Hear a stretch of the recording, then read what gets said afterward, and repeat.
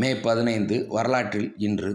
கார்டிஸ் NC-4 1919இல் trans ஆட்லாண்டிக் விமான பிரச்சாரத்தை முடித்த முதல் விமானமானது.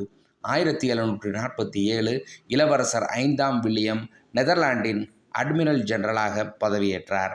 1817 மிசிசிப்பி ஆற்றில் ஸ்டீம்போட் சேவை தொடங்கியது. 1862 ஜீன் ஜோசப் அட்னி லியோனிர் முதல் ஆட்டோமொபைலை வடிவமைத்தார். 1872 மெட்ரோபாலிட்டியன் கேஸ் கம்பெனி நிறுவன விளக்குகள் முதல் முறையாக எரியூட்டப்பட்டன.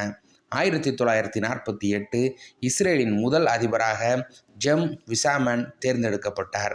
1960 ரூபி லேசர் தியோடர் மியாமன் என்பவரால் கண்டுபிடிக்கப்பட்டது. 1975 சிக்கிம் நாட்டின் 22வது மாநிலமானது.